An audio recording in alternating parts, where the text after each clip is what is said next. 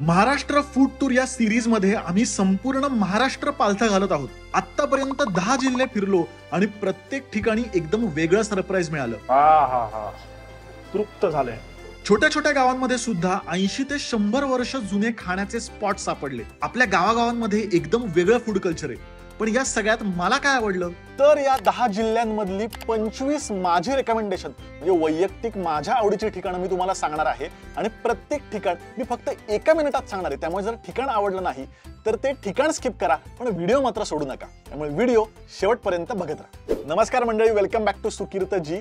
Maharashtra food tour काय आपली संपलेली नाहीये, त्यामुळे जे जिल्हे राहिलेत, जी गावं राहिलीत, प्लीज रेकमेंडेशन्स मला कमेंट मध्ये सांगा आणि फक्त गावाचं नाव सांगू नका की फक्त अमरावतीला आहे असं म्हणू नका। तर अमरावतीत येऊन नक्की काय खायचं हे मला नक्की कमेंट मध्ये सांगा। आता काय होतं, एखादं ठिकाण राहतं आणि तुम्हीच मला म्हणता काय राव तू या आमच्या गावात येऊन गेलास आणि ते ठिकाणच राहिलं, तर असं व्हायला नको। त्यामुळे नक्की लिस्ट मला कमेंट मध्ये सांगा। तर फार टाइमपास न करता आपण लगेचच ठिकाणांना सुरुवात करूया। पहिलं ठिकाण आहे राजधानीतलं। राजधानी म्हणजे मुंबई नाही तर सातारा। साताऱ्यातलं चंद्रविलास भुवन आणि तिथली पुरी भाजी। जनरली कसं माहितीये का, पुरी भाजी जी भाजी आहे ना फार मिळमिळत असते, पण इथली भाजी म्हणजे विषयच एंड। आपली तर्री असते ना मिसळची, त्याच्यामध्ये बटाट्याची भाजी घालून हे देतात।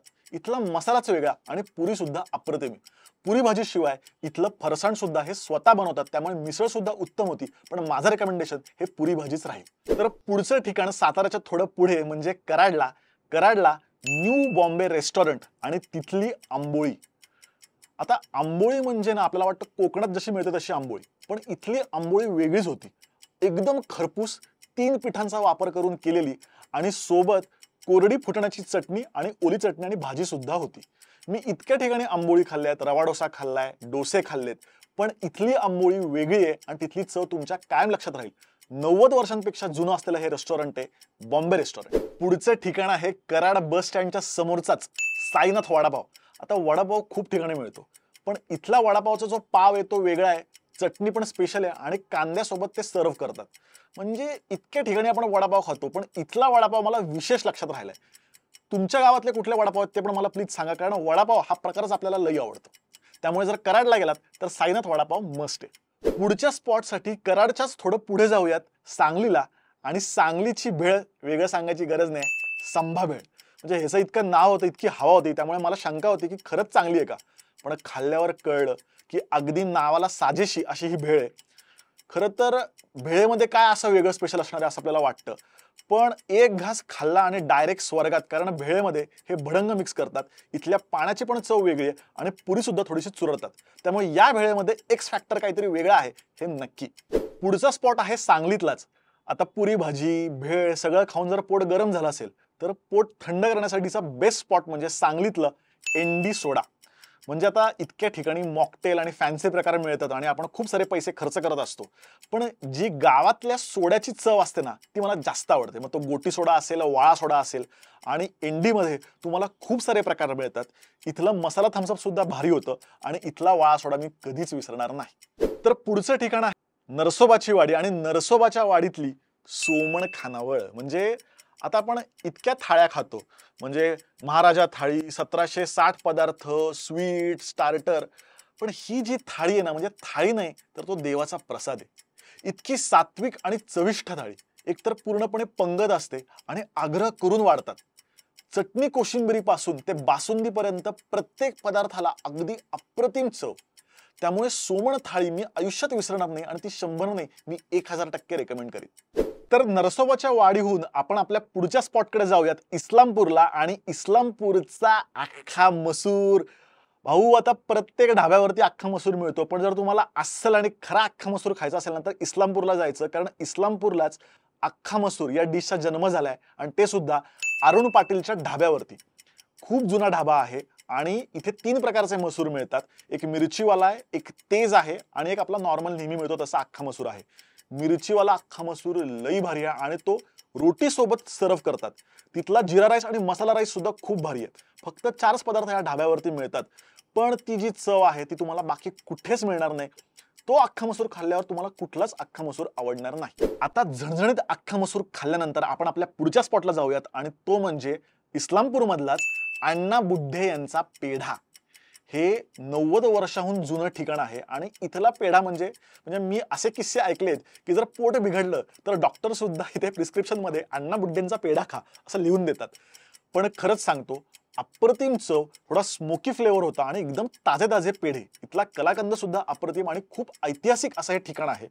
त्यामुळे बाकी खूप ठिकाणी तुम्ही पेढे खाल्ले असतील, पण अण्णा बुड्डेंचा पेढा तुम्ही कधीच विसरणार नाही. त्यामुळे अण्णा बुड्डे पेढा मस्ट आहे. तर आपला पुढचा स्पॉट आहे पिंपरी चिंचवड मधला आणि तिथे सिंधी खाऊ गल्ली आहे आणि तिथला झुलेलाल आईस्क्रीमचा फालुदा. बाय द वे, ही जी ठिकाणं सांगतोय या प्रत्येक ठिकाणाचे मी स्वतंत्र व्हिडिओ केलेत. ते जर तुमचे बघायचे राहून गेले असतील तर नक्की बघा.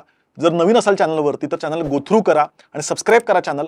प्रत्येक जिल्ह्याचा, प्रत्येक ठिकाणाचा आम्ही स्वतंत्र व्हिडिओ केलेला आहे, तो अजिबात मिस करू नका. त्यामुळे तुम्हाला तिथे बाकीची पण ठिकाणं पाहायला मिळतील. तर बॅक टू झुलेलाल आईस्क्रीम, हे सुद्धा 70-80 वर्ष जुनं ठिकाण आहे. इथला फालुदा, आता फालुदा पण आपल्याला प्रत्येक ठिकाणी मिळतो, पण इथल्या फालुद्यामध्ये रबडी असते आणि मस्तपैकी रोज आईस्क्रीम, खूप सारे बाकी फ्लेवर, पण इतकी अप्रतिम चव. जनरली काय होतं की अशा ठिकाणी जी रबडी मिळते ती आपल्याला बऱ्याच वेळा तो राब बसतो आणि ती खूप जास्त गोड असते. पण इथला अप्रतिम प्रकारे आणि त्याच्या छानपैकी बोटीच्या डिश मध्ये संपूर्ण फालुदा देतात. बघून क्वांटिटी भीती वाटते, पण अख्खं खाऊ शकाल, एकटा माणूस अख्खं संपवू शकेल इतकी उत्तम चव आहे. सिंधी फूड तिथलं बाकी पण अप्रतिम आहेच, पण हा फालुदा मी कधीच विसरणार नाही. तर आपल्या पुढच्या स्पॉटसाठी आपण जाऊयात वेगळ्या जिल्ह्यात, अहिल्यानगरमध्ये, आणि अहिल्यानगरमधली पापड भाजी. आता आपण सिंधी पदार्थांचा विषय काढलाच आहे, तर सिंधी पदार्थामध्ये दाल पकवान सगळ्यांनाच माहिती आहे आणि ते खूप ठिकाणी मिळतं. तसाच प्रकार पण मी म्हणेन की संपूर्ण महाराष्ट्रीयन प्रकार तो म्हणजे पापड भाजी. कारण त्यावरची जी भाजी आहे ती म्हणजे डाळ नाहीये, तर प्रॉपर आपण बटाट्याचा रस्सा बनवतो ना तसा रस्सा भाजी आहे आणि त्याच्यासोबत ठेचा आणि चिंचेची चटणी. जे काय कॉम्बिनेशन ते लागतं, म्हणजे असं कॉम्बिनेशन, अशा पद्धतीची पापड भाजी तुम्हाला कुठेच खायला मिळणार नाही याची मी नक्की तुम्हाला गॅरंटी देतो. त्यामुळे नगरची ती एक खास आयडेंटिटी निर्माण झाली आहे, ती म्हणजे नगरची पापड भाजी. पुढचा स्पॉट आहे नगरमधलाच, नगरमधलं कैलास उडुपी भवन आणि तिथली टक्कर. टक्कर म्हणजे टक्कर नावाची डिश आहे. कैलास उडुपी भवन मधल्या प्रत्येक डिश ह्या खूप युनिक आहेत, पण टक्कर मला कायम लक्षात राहील. त्याचं कारण असं आहे की आपली उपवासाची जी कचोरी असते ती साबुदाणा वडा आणि तो दही आणि चटणी सोबत सर्व करतात आणि खरंच त्याचं जे कॉम्बिनेशन आहे ना ते परफेक्ट लागतं. म्हणजे तुमचा उपवास असेल तरी बेस्ट आहे आणि उपवास नसेल तरी तुम्ही खाऊ शकता. सोबत ते दह्यात कालवलेला ठेचा सुद्धा देतात. त्यामुळे हा पदार्थ मला आत्ता जाऊन खावासा वाटतोय, इतका अप्रतिम आहे. पुढच्या स्पॉटसाठी आपण नगरवरून अजून थोडं वरती जाऊयात, थेट नाशिकात. नाशिकला बुधा जिलेबी. आ हा हा हा, म्हणजे हे ठिकाणच आयकॉनिक. इथे गेलात ना तर टाइम मशीन मधनं एकदम जुन्या 40-50 वर्ष जुन्या काळात तुम्हाला गेल्यासारखं वाटतं. तिथे जाऊन ताजी ताजी गरम जिलेबी खायची गंमतच वेगळी आणि बाहेरून कम्प्लिटली क्रिस्पी आणि आतून मऊ, आणि मुख्य म्हणजे प्रचंड प्रमाणात गोड असल्यामुळे तुम्ही किती पण जिलेब्या हाणू शकता. त्यामुळे बुधा जिलेबी मस्ट आहे. इतक्या ठिकाणी लग्नामध्ये आपण जिलेबी खातो, पण बुधा जिलेबी नक्कीच वेगळी आहे आणि स्पेशल आहे. पुढचा स्पॉट आहे नाशिक मधलाच, नाशिक मधलं समर्थ ज्यूस सेंटर आणि तिथला पायनॅपल ज्यूस आणि आईस्क्रीम. बाय द वे, तिथे फक्त पायनॅपल ज्यूसच मिळतो, पण हा एकमेव ज्यूस बाकी सगळ्या ज्यूसना पुरून उरेल इतका उत्तम आहे. आणि हा ज्यूस तुम्हाला फक्त नाशिकमध्येच मिळेल, म्हणजे हे कॉम्बिनेशन बाकी तुम्हाला इतरत्र कुठेही मिळणार नाही. एकतर खूप सारे पायनॅपलचे तुकडे आणि प्रचंड फ्रेश असा हा ज्यूस असतो, आणि ते जे आईस्क्रीम आहे ते त्यांचंच आईस्क्रीम असतं आणि ते इतकं बेस्ट कॉम्प्लिमेंट करतं त्या ज्यूस सोबत. त्यामुळे नाशिकला गेलात तर हे ठिकाण मस्ट म्हणजे मस्ट आहे. आता तुम्ही म्हणाल तू ज्यूस सांगतोय, बुधा जिलेबी सांगतोय, नाशिक मधली मिसळ नाही का? तर प्रॉब्लेम काय माहितीये का, एकतर नाशिककरांना ना नाशिकच्या मिसळबद्दल फारच म्हणजे फारच असा जाज्वल्य अभिमान आहे. त्यामुळे नाशिक मधली मिसळ सांगायची तर कुठली सांगायची हा माझाच गोंधळ व्हायला लागला.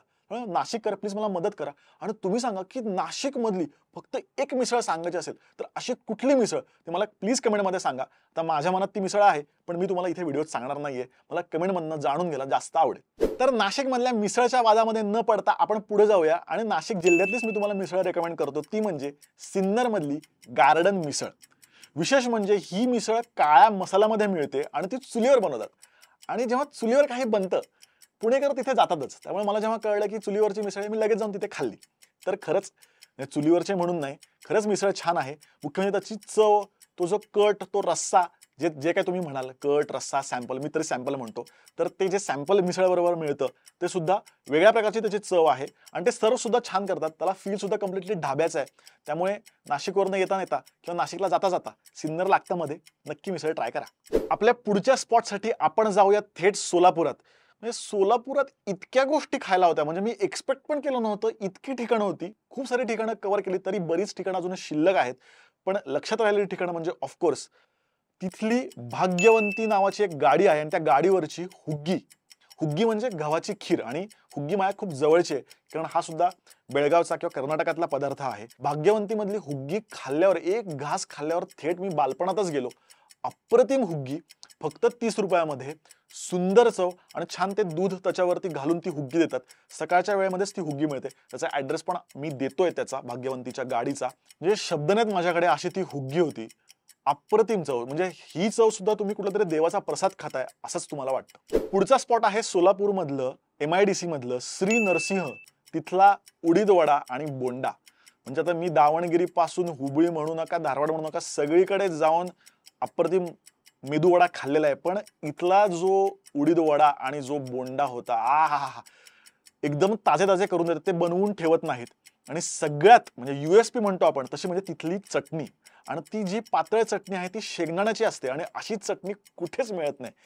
आणि असे गरमागरम वडे, म्हणजे तुम्ही असे आरामात 10-12 खाता, तुम्हाला लक्षात पण येत नाही अशी त्याची चव आहे. विरघळत होतो वडा, जो तोंडात तो विरघळतो, चावायची सुद्धा गरज नाही.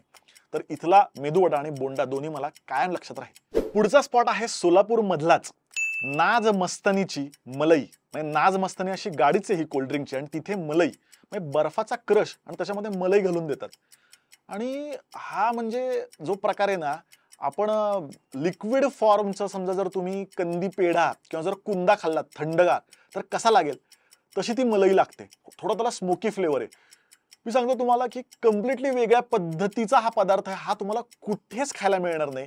म्हणजे मी मस्तानीला विसरून गेलो. मस्तानीला म्हणजे मस्तानी जे आईस्क्रीम आणि जे ज्यूस मिळतं ना, ती मस्तानी. मस्तानी नावाची बाकी कोणी नाही. तर त्या मस्तानीला मी विसरून गेलो. इतकी उत्तम ही मलई होती. तर नाचची मलई. पुढच्या स्पॉटसाठी आपण जाऊया थेट मराठवाड्यात. मराठवाड्यावरती अजिबात आम्ही अन्याय होऊन देणार नाहीये. तर मराठवाड्यातल्या छत्रपती संभाजीनगर मधला बरकत चहा. मी म्हणाल चहामध्ये काय वेगळं आहे? म्हणजे मला असं वाटतंय की काही महिन्यांनी आपल्या लोकसंख्येपेक्षा जास्त चहाच्या टपऱ्या असतील, पण तरी सुद्धा इथला चहा हा युनिक आहे. त्याचं कारण असं आहे, एकतर चहा बनवून ठेवत नाहीत.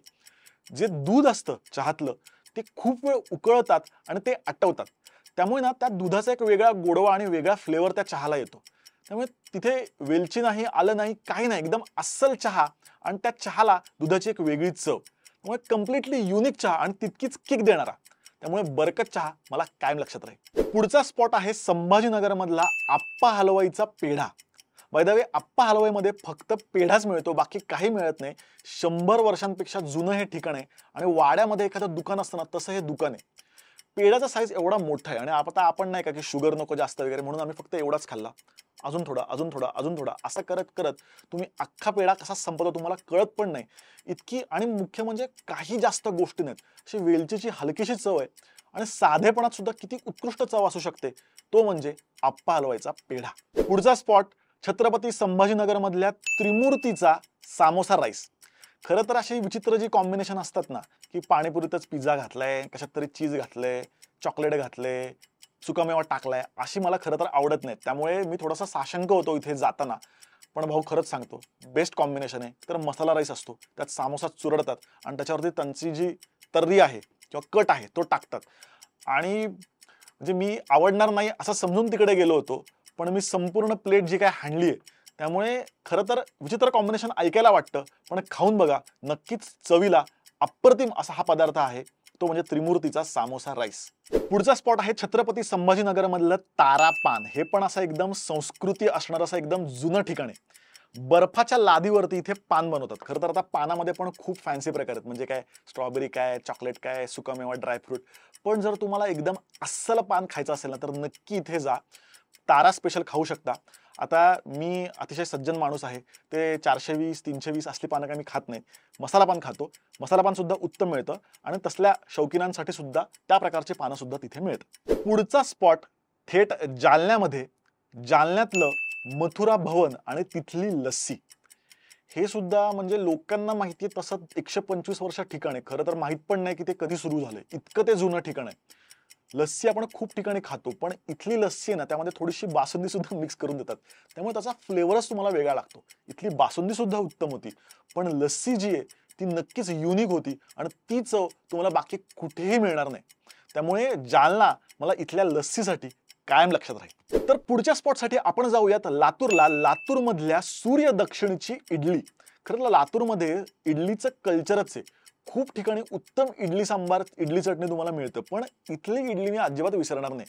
एकतर चटणीचा फ्लेवरच वेगळा. 2 प्रकारच्या चटण्या तुम्हाला देतात आणि ते सुद्धा टिपिकल खोबऱ्याची असते तशी चटणी नाही, तर कम्प्लिटली शेंगदाण्याची चटणी. म्हणजे सोलापूरचा जो फ्लेवर आहे तोच साधारण इथे आहे आणि इथली इडली तोंडात विरघळते. त्यामुळे इथली इडली चटणी मी कधीही विसरणार नाही. पुढच्या स्पॉटसाठी जाऊयात नांदेडला. नांदेडमधली आयजीची पाणीपुरी. आता माझे बरेच मराठवाड्यातले मित्र ना सगळ्या पाणीपुरींना नावं ठेवतात आणि मला कायम म्हणायचे की अरे तू आमच्या इथे येऊन पाणीपुरी खा. मला वाटलं कशी पाणीपुरी बघूयात तरी. गेलो तर रगडा नाही काय नाही, फक्त हरभऱ्याचे दाणे होते. मला वाटलं कशी असेल पाणीपुरी. पण पाणीपुरी खाल्ल्यावर भाऊ विषयच कट. म्हणजे इथलं जे पाणी आहे त्याची चवच वेगळी आहे, त्याचा मसालाच वेगळा आहे. त्यामुळे आपण म्हणतो ना की एखादा पदार्थ आपण आपल्या मातीतला करून घेतो, आपल्या स्टाईलचा करून घेतो, तशी ही पाणीपुरी होती. त्यामुळे आपण खूप साऱ्या ठिकाणी अगदी अस्सल यूपीला आणि जिथे प्रॉपर चाट मिळतं तिथे जाऊन आपण अस्सल पाणीपुरी खातो.